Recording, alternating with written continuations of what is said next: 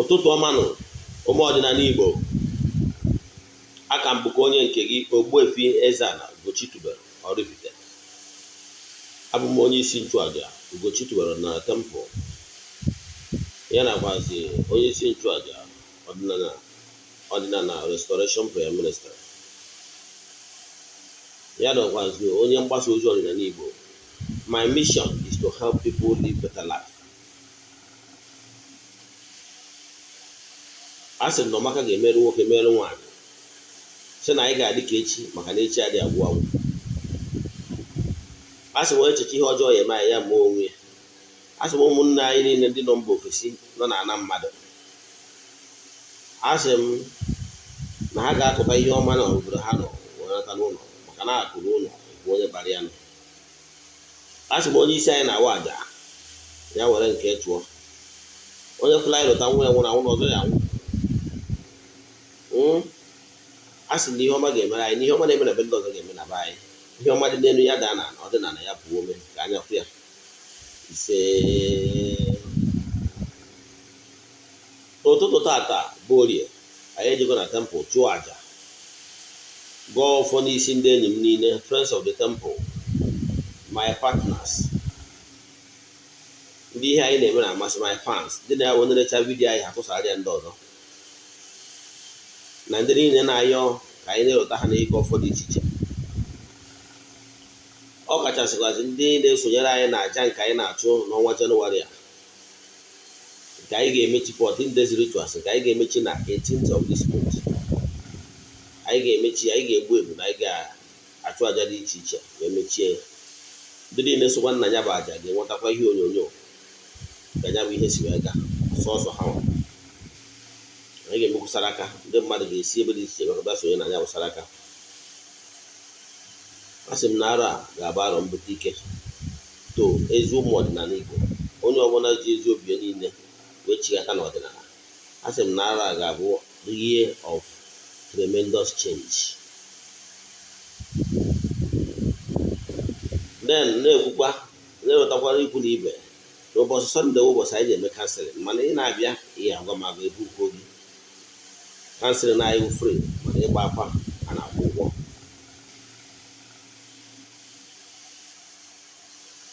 Anyị na-agakwa ọfọ n'isi ndị niile ife anyị na-eme na-amasị. Isiokwu m ji wee bịa n'ụbọchị taa bụ nke mbụ, 4 market days, all you need to know about 4 market days.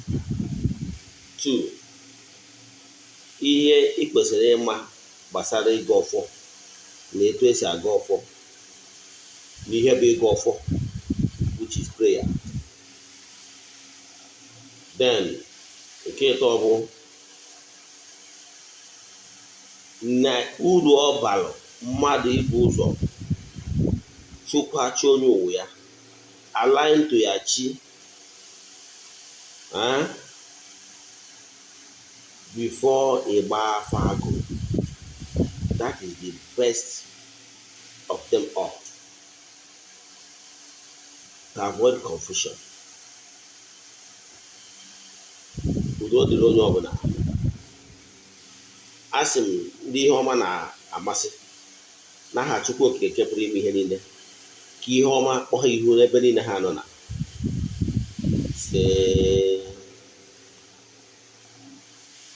Dịka ịga n'iru na nkụzi anyị nwere taa, gịnị bụ market days? N'ọdịnala Igbo nwere 4 market days dịka ofu izu n'edu Igbo si agụ arọ. Echefukwana na world calendar a na-eyuzu taa bụ Roman calendar, maka na o nwere oge Rome bụ the world power. So it's like they forced their own calendar on entire universe. Mana Igbo, ọdịnala Igbo nwere ihe niile eji marụ ndị ọkpụtọrọ ọkpụ, eji marụ agbụrụ. ihe niile eji ama mba zuru n'ala Igbo. It will interest you to know na ndị Igbo nwere ofu izu, etu ndị Romans wee nwee 7 days make their own izu.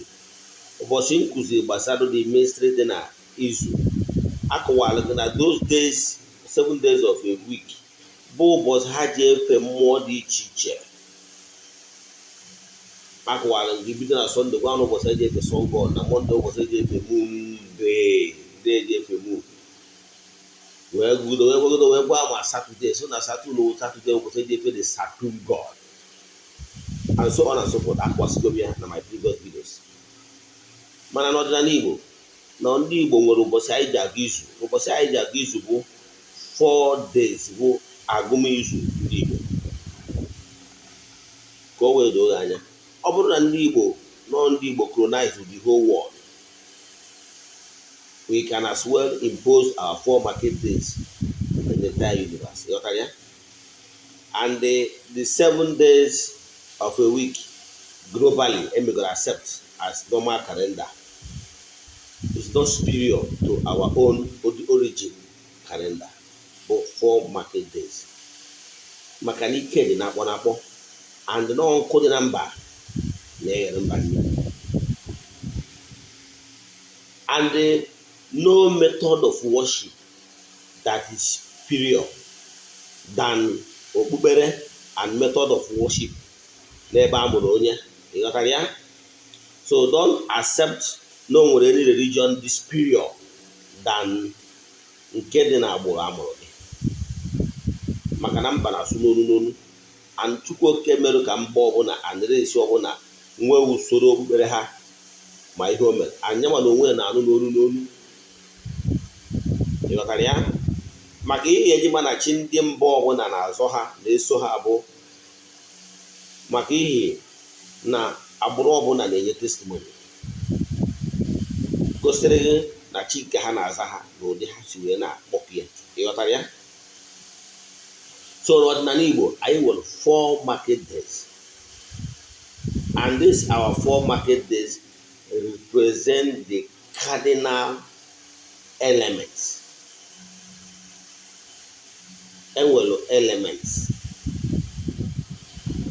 in every natural creation in universe. Then ihe anyị na-eme ịma na-enwere east, west, north and south.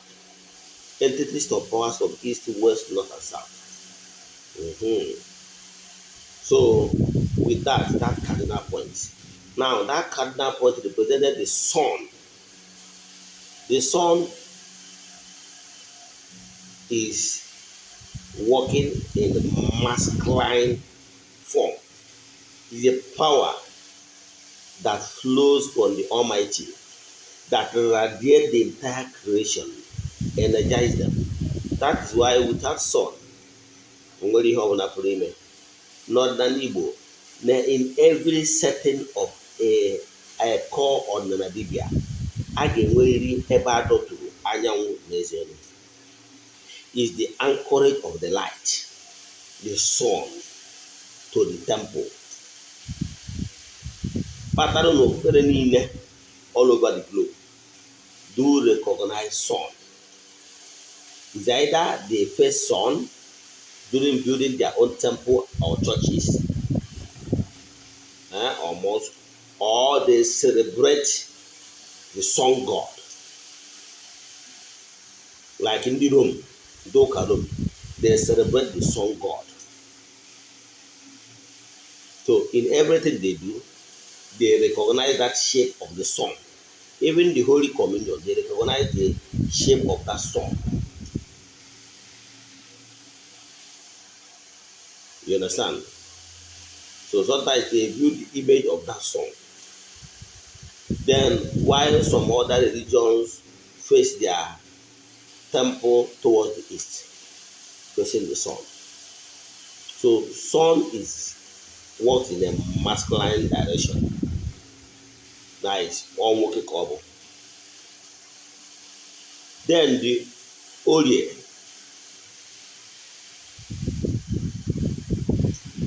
works with more of feminine power is mmiri. Then afọ works in masculine dimension. That is the air. Air can be brutal. When anybody or entire creation goes against the air elements, we in Africa, we don't know what is happening. Go to some kind of Latin American and some Asian country, you see the violent nature of the wind. Of the wind. When the violent wind starts, it can uproot the trees, it can cause natural disaster. And the one in Asia they call typhoon hurricane. So the air is afọ bụ nwoke. Then nkwọ is nwanyị. Is a that ọtụtụ ndị mmadụ na-akụzi na social media ya sịrị na afọ bụ I have corrected so many people in many occasions that afọ bụ ana. Why they attribute nkwọ as air? Say is wrong. Nkwọ is nwanyị, the mother earth. However, ana m agwakwa ndị mmadụ na o nwere ihe kpatara na like ịkụzi more of those elements that as a matured human spirit, you can interconnect with all the elements. Meaning that when you mature to the fullest, it can come across all the elements. You can call the elements, send the message. You can call the sword and fire element and send the message. You can call the air elements, the water elements. You can call the land. Because you have already aligned yourself with all of them. And there's ways of working that has to come across all. You got that? So that nothing ade kuziwe gbasara element focus more on that element because of their level. How can akuzi kindergarten? But when you mature spiritually, you can interconnect all the elements.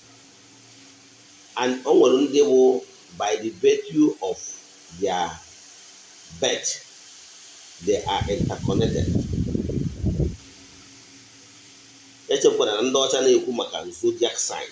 Each zodiac sign nwere ihe represent. O nwere ndị wụ for water, when they were for air, when they were for fire, and so on and so on. Like my humble self, I interconnected because I was born in Ogbuefi. This is land, and I'm onye by birth. Then Uruguay is connected with the sun because number is Sagittarius. Then, but I interlink all the elements because of spiritual connectivity. So, ihe ị ga-eji ghọta ya bụ ihe ọbụla gbara anọ na-enwe passive direction and coerce.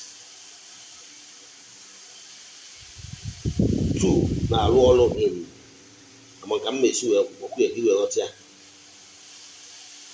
n'ụdị nwaanyị. 2 na-arụ ọrụ n'ụdị nwoke. Onye akpatara na iweta ọjị Igbo gbara ịnọ, ịgbawa ya ihe ị ga-afụ ụwụ 2 ga-awụ female, 2 ga-abụ oke. Go and get ọjị Igbo gbawa ya na ị ga-afụ nwa ụbọchị kụzi ka esi ama ọjị nwaanyị na ọjị nwoke. Ị ga-afụ na ọjị nwaanyị dị ịbụa, ọjị nwoke dị ịbụa. Ị ghọtara ya? So don't allow anybody to confuse you. Because what some people normally do is that they listen to some people's teaching, they come to their own page and whatever and duplicate it. And therefore, without knowing or examining whether if the person they cook or the correct. So it wants to go here, goes well. Now, that you were born in a particular day was never by mistake. Was never by mistake. You were born in a particular day because that day, Bo was say, ya ezumezu, ya ndị yowa dupụtara gị to sojourn on earth n'ụwa nke anyị nọ n'ime. Ọ nọ ka onye nwe ya na-achị ji obodo oyibo wee dupụta na airport wee sị ya hụra bye bye. Ndị dupụtara ya na-anabazi nye nwa continue. Enwere forces ihe ụwa ezu ezu ndị dupụtara gị when you are crossing the spiritual realm or spiritual phase to this downward direction, the facing the ethereal world. So onye nwa bụ ihe na-eme. So that particular day a battle on earth, who was say the radiation from you is higher and more. So it's like, now let me use them and language. The day your radiating power is much. So you can tap from that radiation because what it means you are connected with that element of that day. You get? Because in the universe, each particular day, like today, body, in the middle, the water element take control. Ọ ya kpatara na mgbe niile anyị na-achụ aja like aja ndị mma achụta aka, o nwere ndị anyị ga-alụrụ okuku agwụ awere taa. Anyị na-akpọku mmụọ niile ndị na-eri oke n'orie ha gbadata, because in the entire universe, mmụọ niile na-eri oke n'orie, they are more of active on this particular holiday, which in the mmiri yọta na-ekwu. So ihe ọ pụtara n'ụbọchị ọbụla a mụrụ gị, that those elements that govern that day are more connected, and it's like you are more connected to that element because you are born, because that day they are the people that welcome you to this world. So ọ bụrụ na ị na-adị too busy, ị nwere time eji ekwubi okwu ma ọ bụ ịga ọfọ, make sure na ụbọchị ahụ a mụrụ gị ga-abụrịrị ụbọchị ị ga-eji na-ekwubi okwu n'ụdị pụrụ nnukwute iche. Ọ bụrụ na ị na-atụ nkwụ, ọ bụrụ na ị na-atụ edo, ọ bụrụ na ị na-atụ nkwụ ọkụkọ nkwụ, ọgwa na ị nwere any of those things, ọ bụrụ a candle, lighting up a candle, wee kwubi okwu, ikwubichazi okwu. If the place abụrụ ebe ị ga-ahapụ the candle bụ onwe nwụcha, enwere ike ịfụ ya n'ebe ị na-aga. Ịghọtara ya? So nwee ụbọchị ọ maka ọjọ na ị ga-enwerịrị ụbọchị gị na mmụọ gị ga-enwe silent moments. The day you connect, because mgbe that day ka mmụọ gị the more connected. It's not as if na eziokwu, this is a kindergarten tips. Yes, mana o nwere oge agbagotoro spiritual connections. Gị na ezumezu mmụọ gị ga na-flow every day because it's interconnected. Ichi na-eri ịbanye n'afọ, chi n'afọ. So they change pattern. Etu a nọ n'orie na ndị element nọ n'orie ga-alụgodo ọrụ. Ọ na-akụsi isi nke mgbede, aha ndị pattern dị ndị afọ, gị na ndị afọ continue. Ịghọtara ya? Ọ ihe kwesịrị ịma. So create out time. So that is the only reason why gị nwee ịma ụbọchị amụrụ gị dị important. Ọkwa eziokwu na onwere ndị enwere ike ịmụ na night, mana in the spiritual realm amụrụ ha na orie, mana in the spiritual realm the element of afọ are already taking the battle. Ọ bụrụ ya ka mba ikusta. Now mana ihe na-achọ ịkọwara gị bụ na nke ya dị the easiest method for you bụ go to www.igbocalendar.com, tinye the date of your birth ka before the day amụrụ gị. Ihe ọ bụ n'afọ Igbo ga-aga. Then ihe ọzọ m chọrọ ịkọwa n'ụbọchị taa bụ ịga ọfọ. Gịnị bụ ịga ọfọ? Ịga ọfọ bụ iji ogu, ikwubi okwu ma ọ bụ ikpe ekpere n'ọdịnala Igbo. Now, maka ndị na-asị m kụziere ha ka esi aga ọfọ. Ịga ọfọ is calling down ezumezu, calling down elemental beings, calling down entities of powers to come and join you n'ofufe ndụ na fellowship n'oge ịgọ mmụọ. Nke anyị kwuru bụ na-asị gịnị bụ mmụọ? Gịnị bụ onye bụ Chukwu? Sị na Chukwu bụ mmụọ, onye jiri aka ediri n'onwe ya, na-enwere isi njedebe, na-enwere isi bido, bụrụkwazị onye okike, osebụrụwa ka ife niile. So na Chukwu bụ mmụọ. So to worship that Chukwu nyewa bụ ịgọ mmụọ. Ịghọtara ya? So ka anyị esi gọ mmụọ bụ ịpụta n'ụtụtụ. May you give you my own formula. Ịghọtago? Use my own formula. Ịmalụgo na ọ bụrụ afa entities of powers mkpọrọ ka ị ga-akpọ exactly, maka na mmụọ so m, entities of powers so m na ndị so gị might be different. Ọ bụrụ like that they are different. Unless ma ọ bụ na onye na-arụrụ ọrụ nwere mmụọ m na-aba aka ya gwọọ ndị mụ na ha sosịa na onye abụ onye nke anyị, onye na-eme anyị ka obi tọọ anyị ụtọ, ngwa chekwa akwa na emere na ya nke a, mere ya nke a. Mana minus that, your own entities are more na-eso gị dị iche. Mana ka anyị use my own wee maa atụ. Mpụta n'ụtụtụ Chukwu okike onye ike niile si n'aka ya bịa. Ekene m gị. Ekene m gị maka na ị karịrị ihe a sị n'Igbo. Ekene m gị maka na izu nke eme.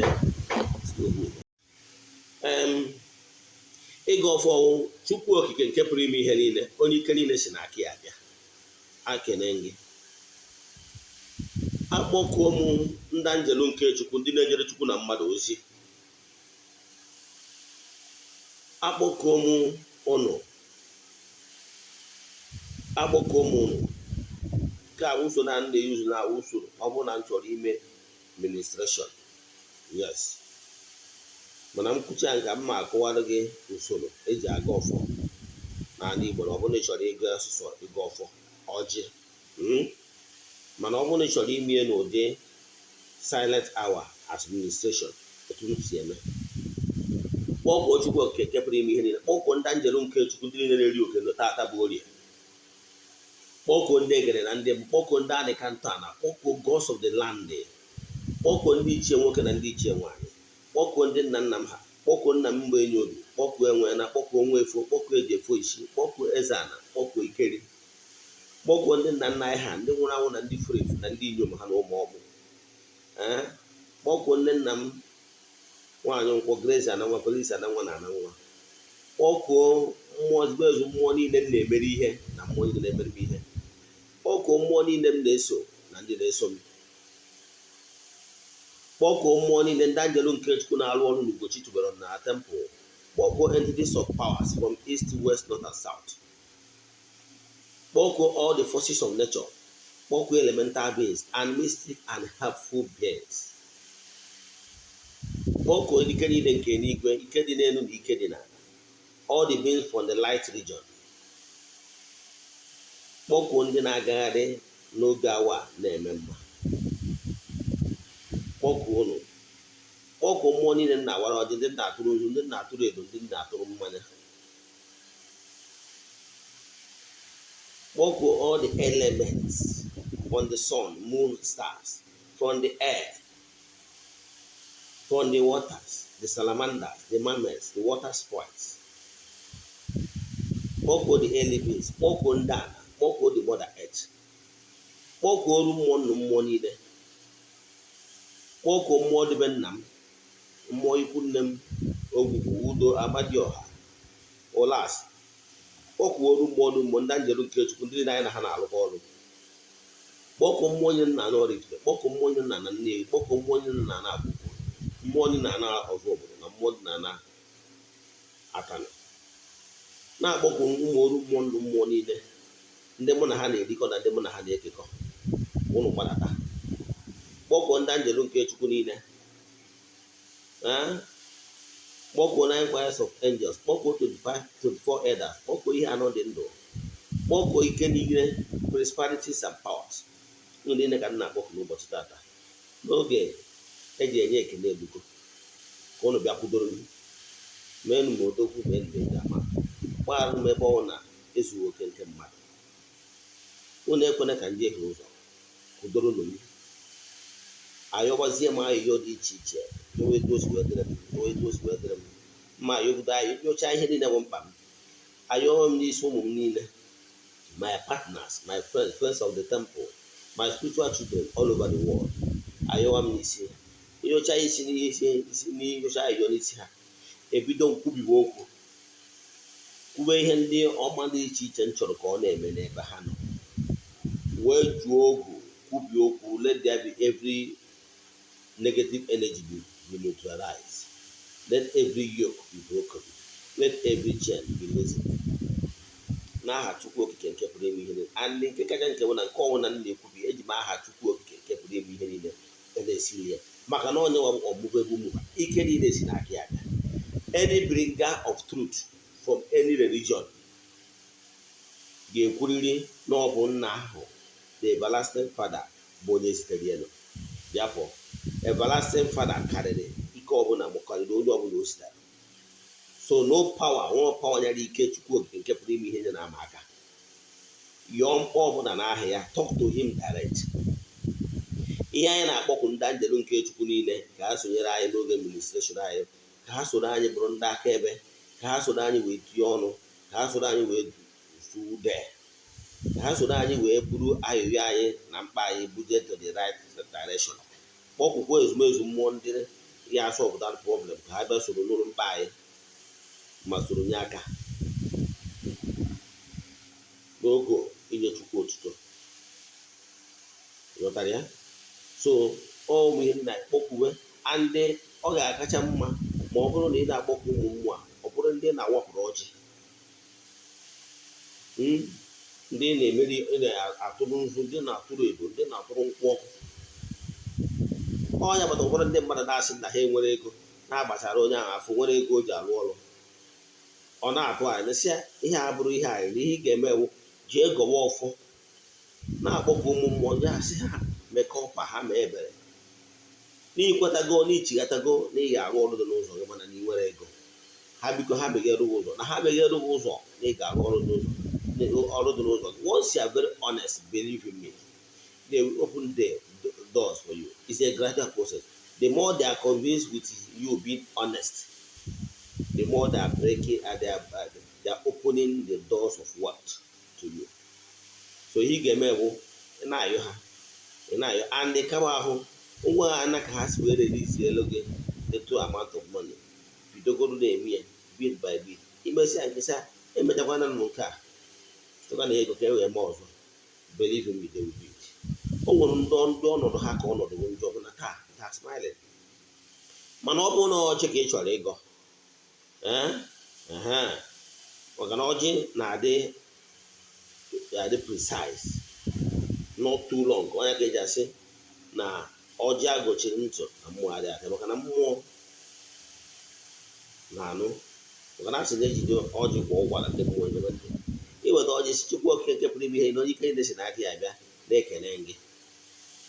Ịkpọkọ ndị elu na ndị ala si a na-abịakwa n'ọkwa ọjị ka iwetara na o wetara ọjị wetara ndụ. Ịkpọkọ ha si ha mmụọ ndị ajarụ nke Chukwu niile na-eso na-atọ ọjị, ndị nna nna ha bịakwa atọ ọjị na chiefugo.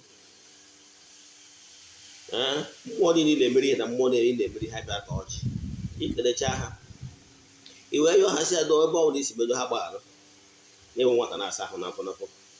Iwe yọwazie ihe mkpa gị na-ịchọ ka ha mee ka ibute ike mmadụ 20 wee bata obodo a, na-ịchọrọ ka nke a mee ego, ka nke a mere ka ihe ị na-eme wee na-enweta ego ka ọ na-akwụ ụgwọ. ihe gwara nwoke ya kwere, ihe gwara nwaanyị ya kwere, ihe ọma na-eme, ụzọ niile mere mmechi ya meghe, ikwuo okwu, kwuchie okwu, iduzie ogu ojuwu nke ndị ụka bụ back to sender. Iwe ọcha na ịga ọfọ, ịfụ na ịga ọfọ nwere that four cardinal point dị n'ekpere. Nke mbụ, praises and worship to the Almighty and the entities of powers. Ikene Chukwu okike, kene ndị njere nke Chukwu, ndị na-eje Chukwu na mmadụ ozi. Ikenecha anyị wee yọọ ha mgbaghara, sị ha bụ ihe nwata na ya asa ahụ n'afọ na ebe isi megọsị gbaghara. Na the second one dị ọnya ka ọ bụ na ndị ụka ayụwa gbaghara m Ezenna, gbaghara m ya si mgbe yọ mgbaghara mmehie. Imesizi ịbaje na nke ịyọ ayụyọ ihe ị chọrọ ka o mee. Ịyọchazie nke anwa, iwe mezie nke nkwubi okwu nke ndị ọdịnala kwado iju ogu. Ọ nke aka ị gasị onye ọ na-echetara ihe ọjọọ ya eme ya ma onwe onye gwọ ọrụ ọgwụ ya nwụrụ. Letago taịpụ ndị ụka gbara back to sender, mana na agbado iju ogu. Ejuzi ogu kwubie okwu maka na ike dị n'okwu ọnụ. Na ọ gwọrọ okwu ọnụ a ka Chukwu okike ji wee kee ụwa. Mana mgbe ụfọdụ nwere ike ọ bụrụ na ụchụ nọ n'ụzọ gị, ị bụrụ dị ka nwa na-akụ nne ya n'iyi, atịtị nwunye ju ahụ, therefore you are not worthy to receive the blessing from the Most High. So ịghọtara ya, ịga ọfọ. Then nke ịtọ anyị ji maka ya wee bịa n'ụbọchị taata bụ ịgwa gị, kọwalụ gị bụ ihe ị kwesịrị ịma ma ọ bụrụ na ihe gbasara apụta for market days, ihe gbasara ịga ọfọ. Ihe ọzọ ị kwesịrị ịma nna kwara ndị mmadụ gbasara chi onye ụwa mmadụ is one, don't allow anybody to split them into two, therefore putting more confusion to you. Some will split them and ask you to feed your chi and feed your onye ụwa. Understand? Chi onye ụwa mmadụ one, onye ka ndị ụka kpọrọ guidance angel. Again, o nwere ihe nchọrọ ịkọwa, doo ọ bụrụ ihe gbasara onye ụwa ka nchọrọ ịkọta, mana enwere nchọrọ digress a little. O nwere ndị ihe dị na chi onye ụwa mmadụ, nwoke nwere ike ịnọ nwaanyị ụwa, nwaanyị nwere ike ịnọ nwoke ụwa because of iyi ụwa. O nwere onye ga-abụ n'ụwa ọsị na ụwa ọzọ ya bịa ya abụ nwoke mana nwaanyị ka ọ bụ na. Then ọ ga-eme ya ọbịa ụwa ọzọ oyiri human cloak, that earthly body. But mmụọ ya na ihe si elu nwoke. Ya then nke ọzọ ụfọdụ nwere ike esi kedu ka na ya na-amụghị ya mana ya kapịrị mpe before amụọ nna mụtara nna na ya na-amụghị ya before onye wuchi onye owu ya wee nwụọ. Kedu the mistake ya? Ihe na-achịkọwara gị bụ na ya mmadụ nwere ike pass go on in the spiritual realm some months, some weeks, some even years in the spiritual realm, or pass go on, but in the world of physical ọ ka dị ndụ. So maka na o nwere ndị mmadụ individuals nwere mystic powers because of ezumezu mmụọ so ha over the years. Now o nwere ike ọlọngụ ọsị nwa m, o nwere ike ọ bụrụ nwunye nwa ya ma ọ bụ ọsị nwa m ị na-enekwa m, ma ọ bụrụ nwunye nwoke ọsị nwa m ị na-enekwa m. Ahụ nwa m, kedu ihe m ga-emere gị? Iwe na-enekwu ya n'ụdị dị etu a, na-emere ya amara. Nwa m mma nọrọ ụwa. Ịghọtara ya? Nwa m mma nọrọ ụwa, n'ọrụ ụwa ka m fichaa gị anya mmiri. Etu o kwubiri okwu a, o nwere ike ọ ka dị ndụ, mana okwu o kwubiri nwere ike ime nwa ya nwa nwunye dị ime, ma ọ bụ na nwa ya nwaanyị dị ime, ọ mụọ nwa nwaanyị anọrị ụwa. So ọ dị very very possible na mmadụ nwere ike ịnọ ụwa while ọ ka dị ndụ. So jee watch ya video ebe m kwụsị maka reincarnation ka ịghọta ka o si wee dị. Ịghọtara ya? Ka bụ ihe m chọrọ ịkọwa gbasara. So ọ bụrụ na ị chọọ ka ị nweta perfect result of afọ onye ụwa, ana m agwa ụdị ndị mmadụ ụfọdụ mana ha chọrọ ịghọta, maybe because of na they listen to so many teachings online. The importance of aligning with your chi, once you align with your chi will start to follow you consciously. Your chi will be manning you. Your chi will be following you. O nwere onye anyị ga na-agba agbara afa. Ịgbọ ha n'afọ onye a na mmụọ wụọ afọ ya. Ifu mmụọ aga, ifu mmụọ sienu. Ifu ndị mmụọ asọ na-ejiwazie n'afa kọrọ onye ọwụwa wee sị na onye nwawuchi onye ụwa onye dị etu a. Ghọtara ya? Mana ụmụ ndị anyị agba afọ ịfụ na chi ha gbakudoro ha azụ. Ụfọdụ ọ bụrụ ndị chi ha na-ezo ezo. Ihe ọ pụtara in the spiritual realm na nwere mmụọ na-ama na onye a na ọdụ ka ọba nna kie sọsọ ya akwụ. Ghọtago? Maka na asị na onye buru chi ụzọ gbagbo onwe ya n'ọsọsọ ụdị ndị dị etu a bụ chi ha ụzọ chi ha ya na-esoro ha. Ụdị ndị dị etu a na onwe ụfọdụ n'ime ha akwụkwa ndị nwere kọl maọbụ ndị nwere ezigbo onyinye abịazie na mmụọ because of who they are and na ha nwere ezigbo a na-azụ ha azụ na mmụọ. Ejezie ịgba afa ha nwere ike ọdanọ from mother side nwere ike je ma nke ọdanọ from the father side.